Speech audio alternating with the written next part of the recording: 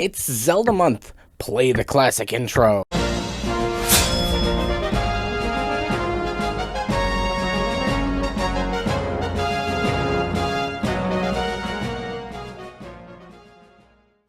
Today we're talking about the beginning of the Zelda story format, what it is, how it got there, and potentially where it's going. Join me as we discuss Nintendo's history of the franchise and who has sat upon the throne of The Legend of Zelda.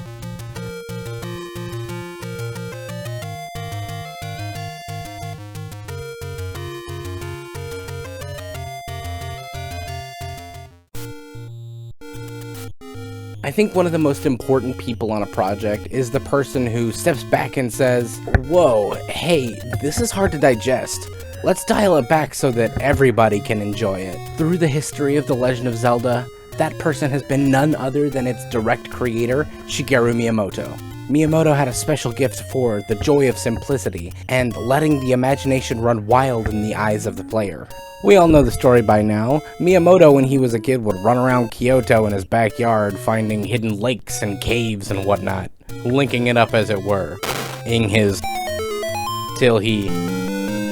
Miyamoto in his young adulthood would go on to graduate in the Kanazawa Municipal College of Industrial Arts, with the intention to be a manga artist. However, he was surrounded by the video game boom of the 60s and 70s, and he straight up got cracked out on Space Invaders. And he wanted some of that creative dopamine that came from the creation of video games, which was what ultimately landed his career interest in game development. After remembering those explorative childhood memories, thinking they would be a good basis for an adventure game, he drew up some concepts that he would hold on to for the future. About 10 years later, post-Donkey Kong but pre-NES, he and his friend Takashi Tezuka actually began turning Miyamoto's ideas into full-on game concepts. Tezuka was also a big fan of J.R.R. Tolkien, and wanted the fantasy world to be something reminiscent, which Miyamoto was all about. And thus, the seed for the Zelda franchise had been planted. The original Zelda was built on the structure of exploring a fun fantasy world, and while there was a basic plot, any complicated story elements were completely secondary to the fun. His first few games, Zelda included, set Miyamoto apart as a quintessential game designer of the 1980s. A nerd celebrity. This fun-first design philosophy was what brought Nintendo to the forefront of the gaming market, making the company,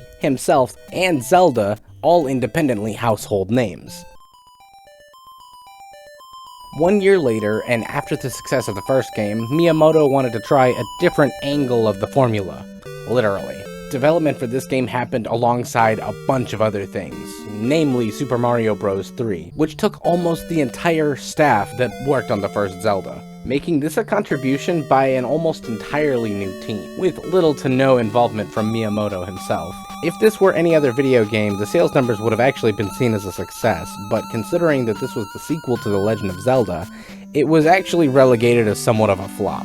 By direct comparison, it actually was not doing great on release, selling a whole 2 million less copies. Miyamoto ultimately decided that The Adventure of Link was a failure, and tried to move forward with that in mind. He saw it as held back by the limits of the technology at the time, and it released in what he deemed to be an unsatisfactory state. A back-to-the-drawing-board failure, essentially dusting his hands of the project after its release. I personally think he was cooking, but I've grown to appreciate it for what it is, rather than what he wanted it to be. Maybe I'll do a Zelda 2 video someday. That game needs some love. Personally, I like Zelda 2 a lot, and I'd be lying it's not weird to hear someone belittle art that I find to be a creative direction in the bare least. I tried to find a more in-depth interview, but given all the time that's passed, you can really tell how he feels about Zelda 2 through his lack of acknowledgement, especially with the attention garnered to the game that followed. A quote from a recently translated interview actually details how Zelda 1 didn't end up living to Miyamoto's standards. When you first started the development of A Link to the Past, did you have a specific vision in mind? Like, you wanted the game to be a certain way? Well, Zelda 1 had an inadequate system. I wanted to do things we weren't capable of doing in the first game. To call the first Zelda inadequate seems very harsh to me. Big agree. Famitsu magazine in January of 1992. Go on. There were a lot of things we intended to do, but we kept getting blocked by hardware restraints. Miyamoto adored A Link to the Past, seeing it as a true successor to the first Legend of Zelda. Doesn't exactly see it as a sequel or a prequel, however, his view on the matter is actually a lot more simple than that. He goes on in that same interview to say this: I see. You wanted to continue the traditions of the first game, but add that little something extra that makes it feel new. It was a difficult balance to find. Sometimes I feel if we'd done a full 2 years to find that special something, we could have made something really wonderful. For Miyamoto, the focus on not only surviving, but thriving in the currently turbulent video game industry was priority one, and it would supersede the connective tissue that would take place otherwise in between Zeldas 1 and 3. Unnecessary sacrifice if we're to be doing what we're doing today. Who knows where I'd be if Zelda was unpopular? Probably in a ditch somewhere or something. After all, gaming was much more of a hardware-type focus back in the day. I mean, considering that pioneer game designers like Miyamoto were essentially hardware engineers at the time, you could say that the landscape has changed a little bit. I mean, that was like the only way to make a video game back then. Takashi Tezuka after this would take a little bit more of a backseat to the franchise, with A Link to the Past being his last project as Zelda co-director. Miyamoto's involvement with the franchise was actually very hands-on all the way up until a little bit after Twilight Princess, where he'd become more of a general producer role for the series, but we'll get there. At the end of the day, Miyamoto's goal was to make the first Zelda again, but bigger, better, and shinier. This cycle repeated itself into the franchise's next era.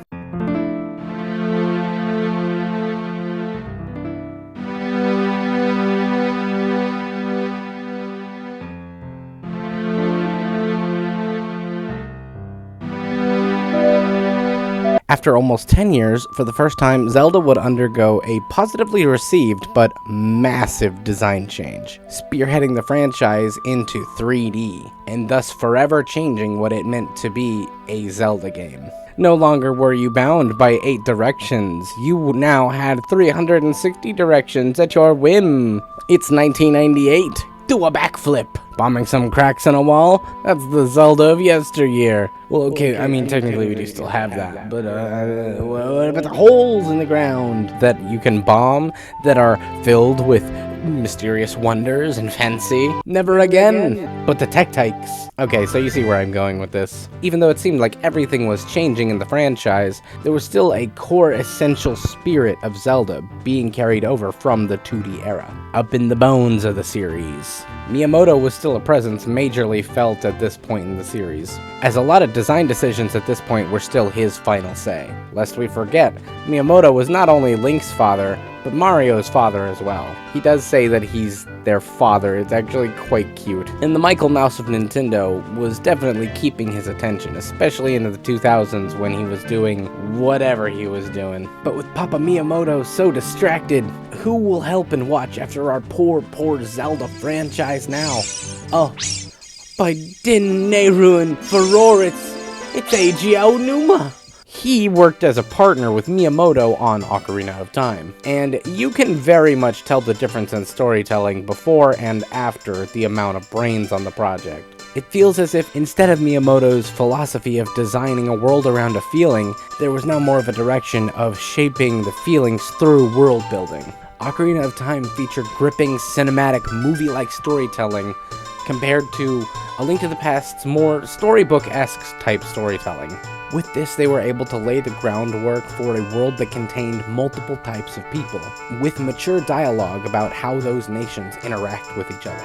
As mature as they're willing to get for games rated E for everyone. Speaking of which, I have a song about another game that's rated E for everyone. My transitions are getting so good.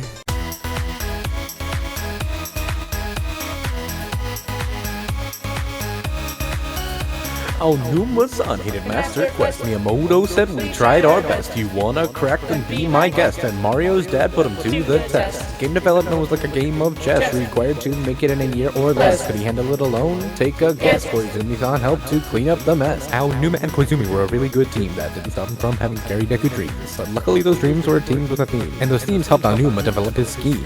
To extrapolate, Majora's Mask was born out of Miyamoto deciding to focus on Master Quest, which was essentially just the hard mode of Ocarina of Time. However, Aonuma said, I want to make a game with a story in it. And Miyamoto said, 1 year dev time, reused assets, 3-day cycle. That was my idea. It then went on to be one of the most acclaimed in the series, shifting the focus of Zelda into a darker, more intricate design.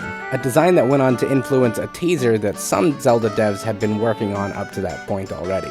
Enter the visual teaser for the next upcoming Zelda engine at the Space World event about 5 to 6 months after the release of Majora's Mask. After finishing one of the most impressive development times in the history of video games up to that point, Aonuma got to sit by on the panel and see this new graphics demo, displaying how the Zelda franchise was going to be moving forward. While he did intend to make a realistic Zelda after Majora's Mask, he was put off by the redundancy of the teaser from Space World, especially with the characters in the story looking straight out of Ocarina of Time. This isn't Zelda at all, he said later on in an interview. It wasn't the Zelda I wanted to make. To Aonuma, Zelda's identity wasn't in the consistent formula and exploring the same but better world, but in the explorative nature of the world itself and the characters' struggles. You could say it directly inspired what came next.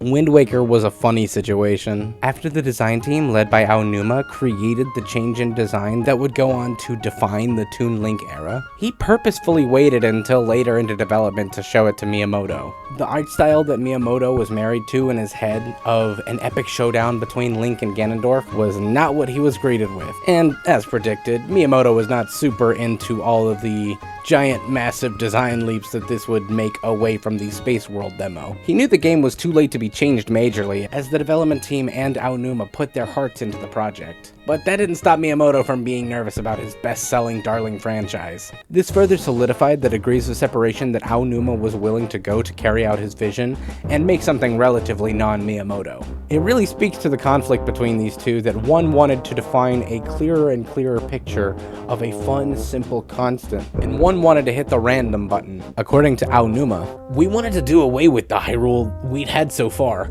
We didn't want to just remake the same Hyrule from the N64. So what could we do?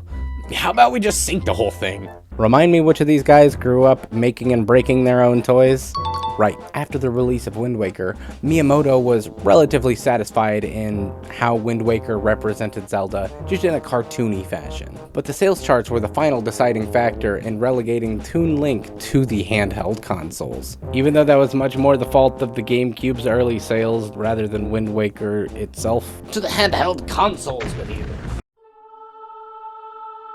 Even though vocally he was satisfied with how Wind Waker represented Zelda, in the back of his mind, Miyamoto really still wanted to see through his idea of a realistic Zelda. Luckily, Aonuma, coming off of only a year and a half of development for Wind Waker, felt underwhelmed by the sales numbers and plotted now to work on a new realistic Zelda game for the GameCube, as he had found a way to accomplish his vision of the demo he didn't like from so long ago. The ebb and flow of the console Zelda series seemed to be a pattern of light and dark, so naturally following the pattern, Twilight Princess became the home space for the darker themes in the Zelda franchise. Expanding Hyrule as a direct timeline sequel to Ocarina of Time and Majora's Mask proved challenging, but the project was coming together. Twilight Princess actually managed to be the biggest project that they had worked on in terms of internal hype, as the new staff, who were all new to the Zelda team, proved to be very ambitious. Aonuma actually started as just a producer at the beginning of development, until he and Miyamoto were concerned about the pace of development and stuck him right on the director's space. However, he had a little surprise in store for Miyamoto and everybody who thought this was just going to be an Ocarina of Time sequel. This time you're a furry. Would you believe that Miyamoto would get onto him after that? Sticking him in the Zelda dungeon? He was also not super into the wolf gameplay, mostly because he didn't like looking at dog butt all day. Instead he said, please put something on top of the dog. So, they developed a top. Hilariously, he didn't create Midna to develop the plot or the world. He just wanted something else to look at other than dog butt. The amount of staff working on the game continued to grow bigger and bigger. Aonuma even stated that he never expected the project to grow so large, stating, When something is developed naturally to that size, it becomes somewhat difficult to apply the brakes. the game was so large in terms of game world as well that the young developers were actually all scrambling with all of the amount of work on their plates. That's when Miyamoto would come down from the heavens and make everything better by pointing everyone in the right direction, as general management towards a cohesive gameplay experience is his forte, and he is the master. Miyamoto was also concerned that the game was only being developed for the GameCube as well, as the Wii was slated to release just a few months later than the projected release date for Twilight Princess. So he started to try to push Aonuma to try to release it for the Wii instead. Aonuma wanted the game to release for the original hardware that it was announced for, so that the people who had bought the console for the game were able to play it, which is when they went to the late Satoru Iwata for a compromise. Why not both? And thus, another year of dev time later, Twilight Princess would go on to release for both the GameCube and the Wii, respectively, selling better on the Wii because of the gargantuan difference in home console sales. This would mark, in my eyes, the end of an era. In the eyes of the general public and most of the dev team, they had achieved the goal of expanding Hyrule into a world that felt huge and immersive. Immediately following Twilight Princess's success, development on Skyward Sword began.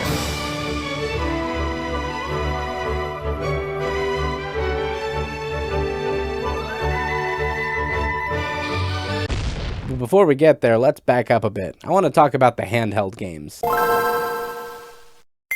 At the turn of the century, between Majora's Mask and Wind Waker, Capcom was given the opportunity to release a trilogy of games for the Game Boy Color called the Triforce Trilogy. Capcom had a young rising star on their development staff named Hidemaru Fujibayashi, who was gaining notoriety for his influence in the writing room. Fujibayashi was put in charge of the Triforce Trilogy, setting the foundation for where we are today.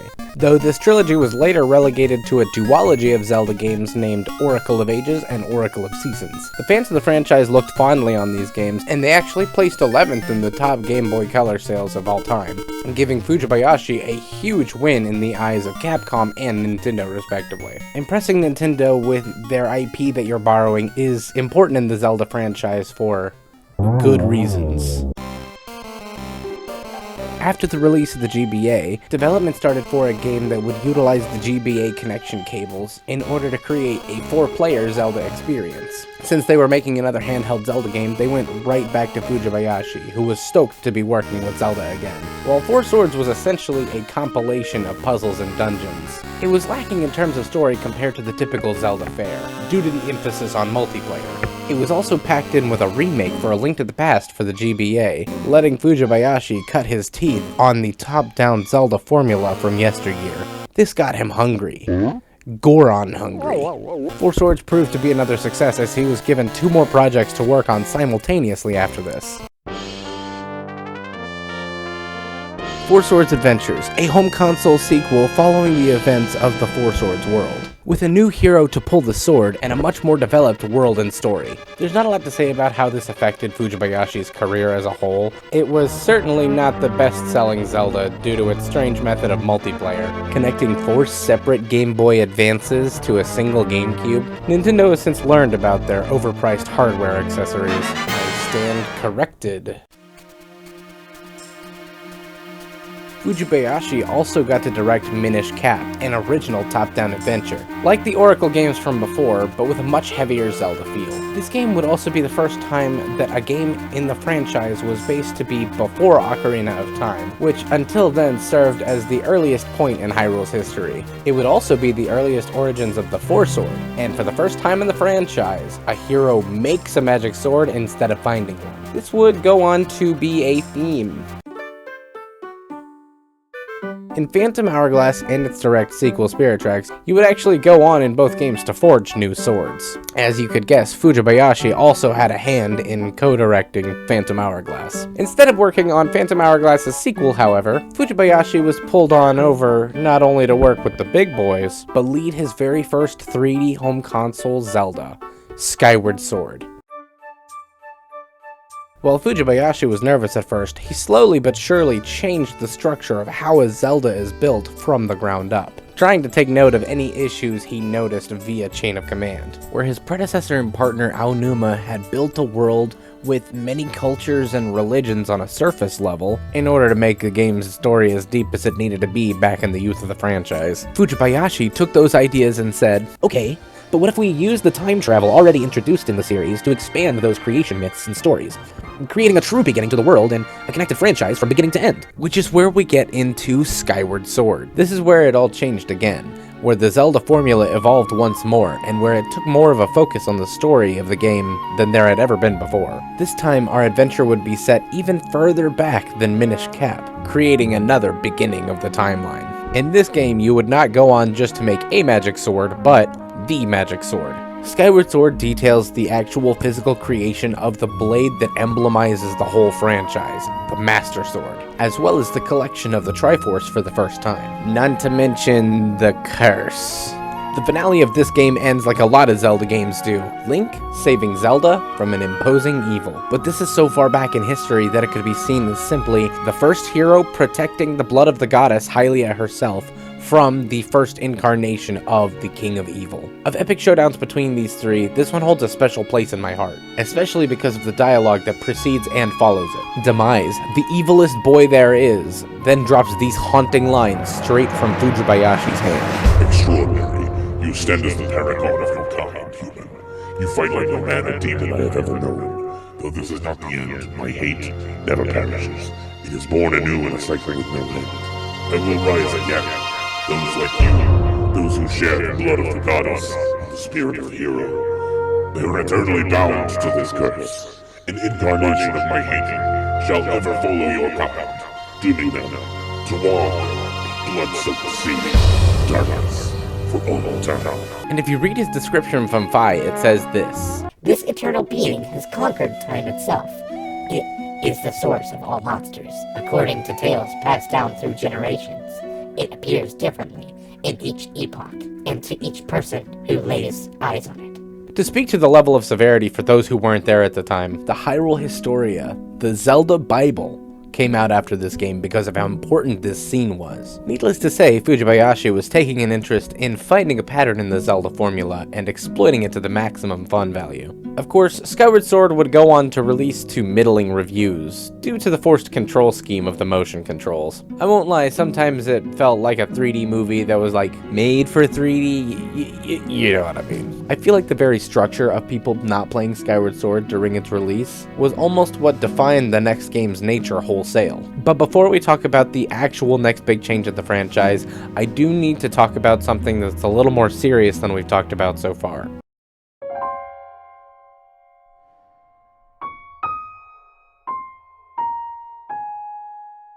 In the hierarchy of building a Zelda game, the royalty is important. Miyamoto and Aonuma were at the top, of course.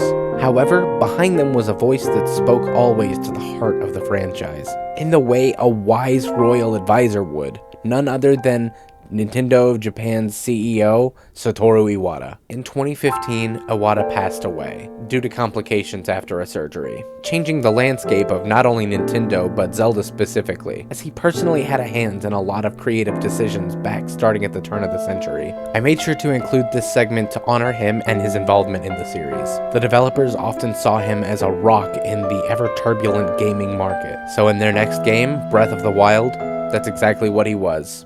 Their rock. And through the inclusion of Satori Mountain, we can see exactly how the Zelda team feels about Satoru Iwata.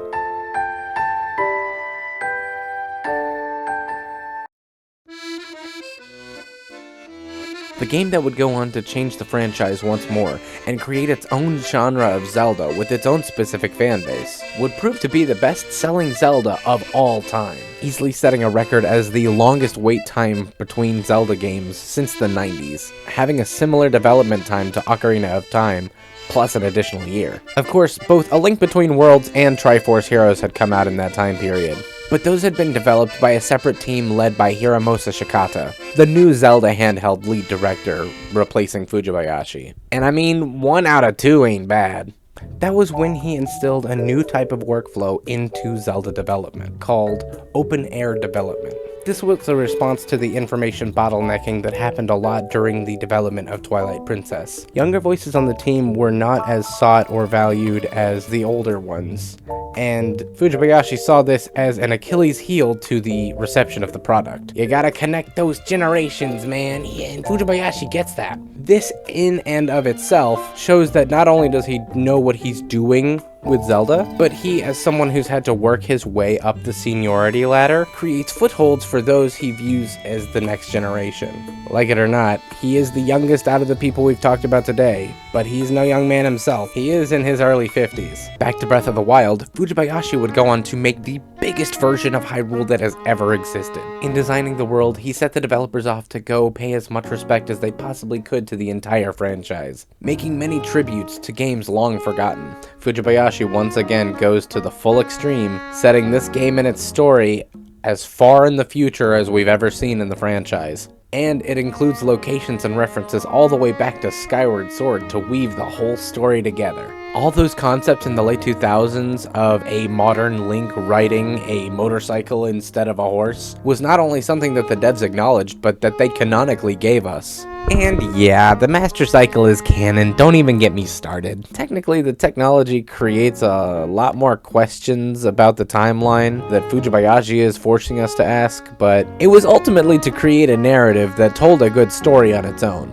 with room for a sequel, which would be found in the next game that it took another 6 years to develop.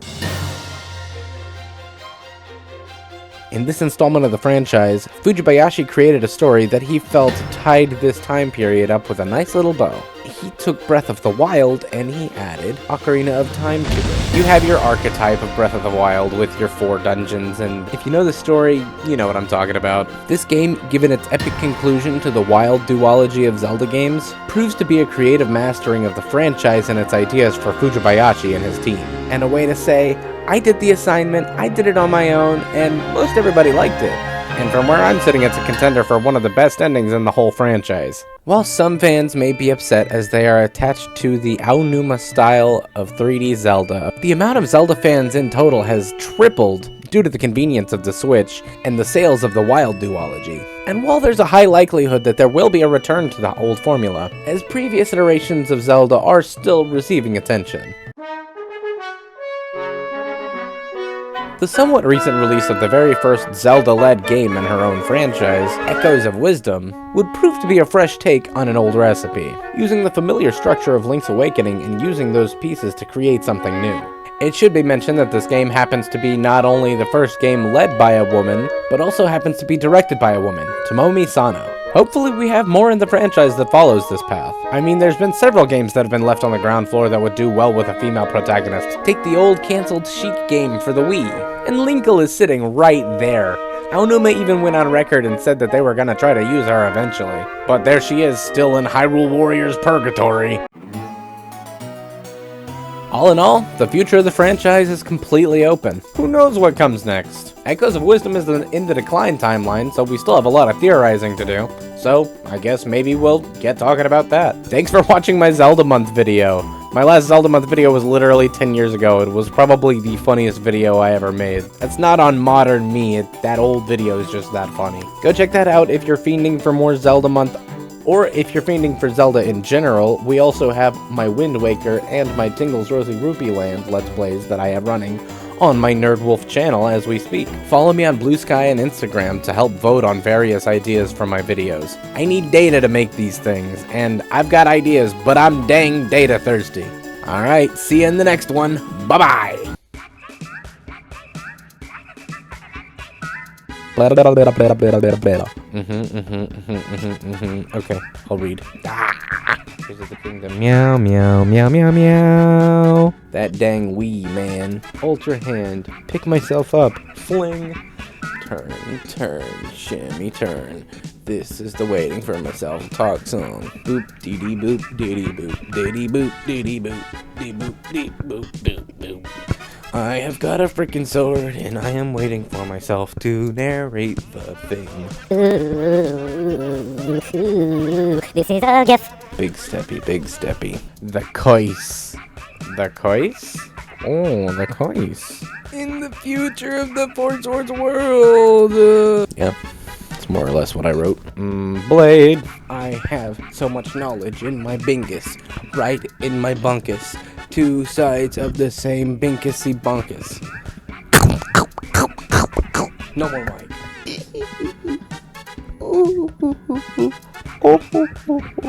Get back in your kennel. Yikes, he didn't even like it, dog. It's cringe. Whip. Nay, nay. Whip. Nay, nay. Whip. Oh man, oh man, oh man, oh man. You know what I'm saying? Nay, nay. Whip. Nay, nay. Help. Aonuma would grow on to style, change style, bing, bing, bong, ding, ding, ding, dong, libbity, libbity, skibbity, dibbity. Oh, I'm so tired. Oh my god. Oh.